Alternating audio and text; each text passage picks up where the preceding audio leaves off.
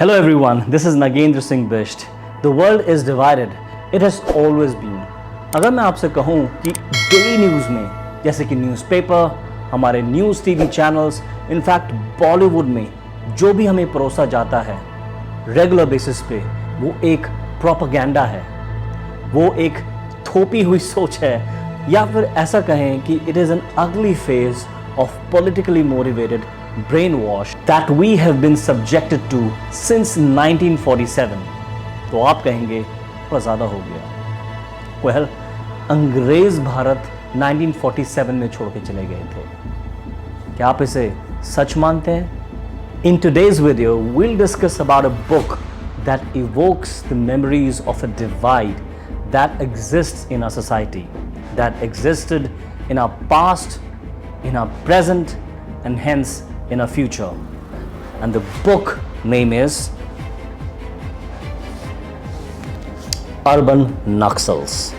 In today's video, we will talk about a select history of our nation, and we'll also talk about key points that talk about our culture, our thought process, our way of thinking, and more importantly, we'll talk about the underlying message of urban Naxals in all of it.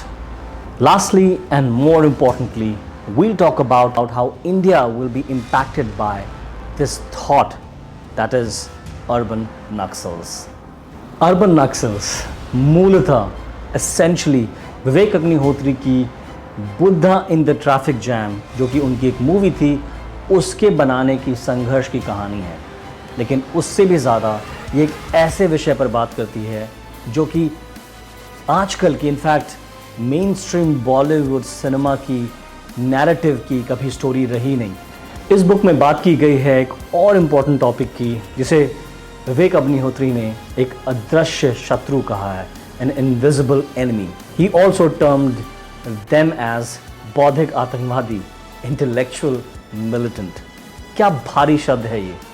कौन है ये लोग जो बिना बंदूक उठाए उससे भी बड़ा नुकसान पहुंचा देते हैं?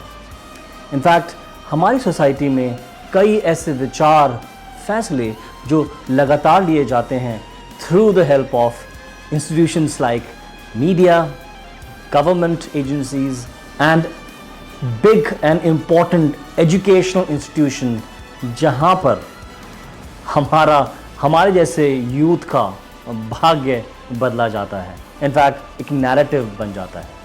किसी मिलिटेंट को सज़ा सुनाई जाती है तो आंदोलन होते हैं। कोई दलित स्टूडेंट अगर सुसाइड कर लेता है तो वो एक गवर्नमेंट, एक सरकार की भ्रष्ट राजनीति की शुरुआत कहते हैं। और तो और एक प्रतिष्ठित बिजनेस इंडस्ट्रियलिस्ट एक प्रोजेक्ट शुरू करना चाहता है जिससे कि जॉब, प्रॉस्पेरिटी और इकोनॉमी में बढ़ोतरी हो, तो उसे ये बौद्धिक आतंकवादी या फिर ये इंटेलेक्चुअल्स टर्म करते हैं नाइंसाफ़ी का, और कहते हैं कि इससे विस्थापन होगा और लोगों को नुकसान पहुंचेगा। ये कौन लोग हैं? आइए इन लोगों की बात करते हैं, जो कि इस बुक का एक बहुत बड़ा मुद्दा है। अर्बन नक्सल एक इस सोच की कहानी है कि ऐसा क्यों है, ये जानने की कहानी है। So let's talk about the term Naxals. शोषण है तभी शोषित है। शोषण मतलब जब आप पर परेशानियाँ आ रही हैं, जो कोई आप पे अत्याचार कर रहा है और आपका शोषण हो रहा है, तो ये शोषित लोग कौन हैं, कौन शोषण कर रहे हैं? Our mindset and we as individuals think that it's mostly the rich business owners who are making large profits or the government who is assisting them in making those profits. एक ऐसा ही नैरेटिव पूरे भारत में चलता आ रहा है। हमें ऐसा कहा जाता है कि कुछ बिजनेस ओनर्स हैं जो कि सबसे ज़्यादा पैसा कमाते हैं गवर्नमेंट की हेल्प से।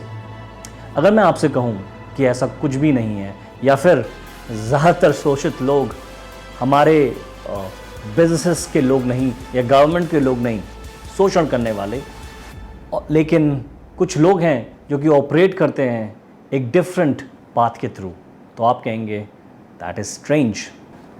नक्सलिज्म स्टार्ट हुआ 1970s में by a select group of individuals who believed in the idea of Mao. अभी माओ एक फॉरेन टर्म है जो कि चाइना से आया है, वहाँ के लीडर माओ थे, And some people followed in his direction and believed in an equal and just society.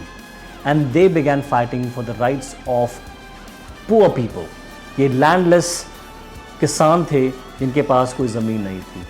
Eventually, they progressed into the forest where they fought for the right of so-called Adivasis, as we were made to believe कि वो आदिवासीज़ के लड़ रहे हैं. लेकिन अगर आज का टाइम देखा जाए तो ये Naxals have become a medium through which Adivasis have been exploited, and various research studies proven that, and they have brought them together in their false propaganda. This book touches upon those important points. और अब in urban Naxals का agenda आदिवासी से हटकर, एक बंदूकों वाले आंदोलन से हटकर, एक ऐसी थिंकिंग पर आ गया है जो कि in fact is changing the democratic fabric of our nation with the help of these people who have occupied high places in educational institutions, in government agencies, in political institutions, and in media as well. Vivek Agnihotri is a mainstream director who has directed a lot of movies like Hate Story, like Chocolate, and others. And he came out with this particular film Buddha in a traffic jam. और जब इन्होंने इस movie को बनाने की शुरुआत करी तो उन्होंने बहुत ही फिल्मी अंदाज में इस स्टोरी को लिखा. इनफैक्ट बॉलीवुड में फिल्मी अंदाज ही चलता है. And in fact during the making of this movie he had a lot of struggle, because जब ये मूवी बनकर तैयार हुई और उससे पहले भी इन्हें बहुत मुश्किलें आई. और जब इस मूवी को लेकर ये बॉलीवुड में गए तो किसी ने इस मूवी को स्वीकारा नहीं, because they never thought that a real problem existed in India in the form of Naxalism. क्योंकि बॉलीवुड मूवीज़ में हमेशा नक्सल्स को एक रेवोल्यूशनरी की तरह दिखाया गया है जो कि भारत की भलाई के लिए काम कर रहे हैं. लेकिन इस मूवी में एकदम उल्टा है. ये मूवी बात करती है एक प्रोटैगनिस्ट की जो कि विक्रम पंडित हैं, स्टूडेंट, एक बहुत ही सक्सेसफुल इंडिविजुअल हैं. वो पढ़ रहे हैं इंडियन स्कूल ऑफ बिजनेस में, जो कि इंडिया का प्रतिष्ठित मैनेजमेंट कॉलेज है. और जहाँ पर उनके टच में या उनके संपर्क में ऐसे लोग आते हैं जो उन्हें बिलीव कराते हैं कि हमारे आदिवासी सफ़र कर रहे हैं, हमारे आदिवासी को प्रॉब्लम है. तो विक्रम पंडित जो कि एक पूंजीवादी सोच को रखते हैं जिसमें कि भारत की प्रोग्रेस होनी चाहिए, तो वो डिसाइड करते हैं एक ऐसा बिजनेस मॉडल बनाने की जिसमें वो सीधा आदिवासी उसको फ़ायदा दें. एक ऐसा बिजनेस मॉडल जहाँ पर आदिवासी जो चीज़ें बनाते हैं वो बिक सकें. ऐसा कुछ लोगों को अच्छा नहीं लगता, because there are middle man who want to grab the profit of the adivasis and not give them the real deal, that is money, that is education, that is prosperity. और जब ऐसा होता है तो विक्रम पंडित बिल्कुल विवेक अग्निहोत्री की तरह प्रॉब्लम जो फेस कर रहे हैं, एक ऐसा इंडिया देखते हैं जो कि दो थिंकिंग में बटा हुआ है, दो सोच में बटा हुआ है. और यही ये बुक अर्बन नक्सल बात करती है. विवेक अग्निहोत्री की भाषा दिल को छूती है. ये बिल्कुल सरल है, स्वाभाविक है और किसी भी लालच और कपट से दूर है. उन्होंने एक सच्चे दोस्त की तरह हमें इस बुक में दोनों पहलू समझा दिए हैं. फिर हम पर छोड़ दिया है कि हम ऐसे उन पहलुओं को किस तरीके से इंटरप्रेट करें. और इसे वो एक थर्ड पर्सपेक्टिव कहते हैं, एक तीसरी सोच कहते हैं. तो क्या है हमारे देश के मूल मुद्दे? तो इन्हें जानने के लिए चलिए भारत का इतिहास टटोलते हैं. 1947 का भारत गांधी और नेहरू का भारत था. जब अंग्रेज़ 1947 में भारत छोड़ के गए तो वो करीब 100 से 150 साल की अपनी राज को छोड़ के जा रहे थे. एक शोध बताता है कि जब अंग्रेज़ भारत को छोड़ के गए तो अंग्रेज़ों ने करीब 45 ट्रिलियन डॉलर की कमाई इस देश से करी. जब वो भारत से गए तो वो इंग्लैंड या यूनाइटेड किंगडम एक अमीर देश बन चुका था और भारत एक गरीब देश बन चुका था. जाते जाते वो हमें सिर्फ गरीबी दे के नहीं गए, बल्कि एक वैचारिक गरीबी दे के गए जो छुटाए नहीं छुटती है. और इस वैचारिक गरीबी के महानायक थे हमारे पहले प्रधानमंत्री जवाहरलाल नेहरू. ये मैं इसलिए कह रहा हूँ क्योंकि जवाहरलाल नेहरू अंग्रेज़ी विलायत के पढ़े हुए थे, वे अंग्रेज़ी में ही सोचते थे और अंग्रेज़ी ही बोलते थे। लेकिन हमारा पिछड़ा हुआ भारत उस समय तक हिंदी में जीना भी नहीं जान पाया था। गरीब भारत के विचार निम्न थे और नेहरू का समाजवाद, जो कि सारे एजुकेशनल, गवर्नमेंट और बड़े बड़े इंस्टीट्यूशन को कंट्रोल करता था और उसका कर्ता धर्ता बन गया था, कैसे एक ऐसे समाज और एक ऐसे भारत का जन्म देता जो कि बाज़ारवाद होता। रिफॉर्म्स आने में करीब 44 साल लगे। 1991 में कांग्रेस की मनमोहन सिंह की सरकार ने भारत की इकॉनमी को ओपन किया और उसके बाद बाज़ारवाद भारत में आया। बड़ी बड़ी कंपनियों ने इस देश में निवेश किया और आज भारत एक प्रोग्रेस की राह पर है। लेकिन तब तक काफ़ी देर हो चुकी थी। तब तक कुछ ऐसे वर्ग के लोग को समझ में आ चुका था कि कैसे मीडिया, गवर्नमेंट एजेंसीज़ और एजुकेशनल इंस्टीट्यूशंस की मदद से भारत में कभी भी बाज़ारवाद और विकास एक मजबूत स्तंभ बनकर ना उभरे। और ये बुक अर्बन नक्सल उन्हीं वर्ग के लोगों का पर्दाफाश करती है। नक्सल जिसे बॉलीवुड एक हीरो मानता है और पॉलिटिशियंस एक मोहरा और एजुकेशनल इंस्टीट्यूशंस एक ऐसी सोच जिसमें आज के यूथ को भ्रमित किया जा सके, उन्हें निराशावादी बनाया जा सके, जैसा कि आज के भारत में कुछ भी अच्छा नहीं हो रहा है। ये बुक भारतीय चेतना को झकझोरती है और एक ऐसे सवाल पूछती है कि ऐसा कब तक चलेगा और क्यों। ये बुक इस जवाब को जानना चाहती है, इनफैक्ट कुछ सुझाव भी देती है। विवेक अग्निहोत्री इस फिल्म के द्वारा इस सच को जानने की हिम्मत करते हैं, जो कि बहुत ही रेयर है। आज के भारत में अगर हम मेजॉरिटी ऑफ पीपल यानी हिंदूज़ की बात करें तो कम्युनल हो जाते हैं। तो वो सेकुलर लीडर्स ऐसा क्यों भूल जाते हैं कि वोटों की राजनीति के लिए वो एक ही समुदाय का पुष्टिकरण क्यों करते हैं? क्या ये कम्युनलिज्म नहीं है? मुझे ऐसा लगता है कि सेक्युलरिज्म ही एक तरीके का कम्युनलिज्म बनकर भारत में उभर कर आया है। ऐसा ही कुछ लोग जो कि एक एजेंडे के लिए विरोध करते हैं, वो भारत विरोधी हैं।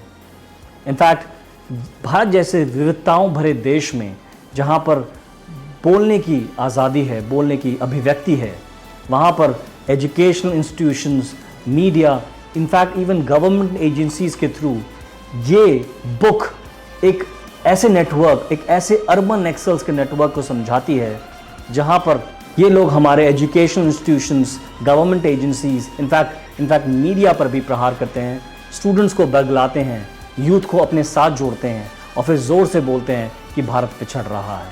ये सोच गलत है, ये लोग गलत हैं, क्योंकि जो स्टूडेंट्स, जो यूथ असली भारत को जानते हैं वो इस झांसे में नहीं आएंगे, क्योंकि निश्चित तौर पर आज का भारत प्रोग्रेस कर रहा है।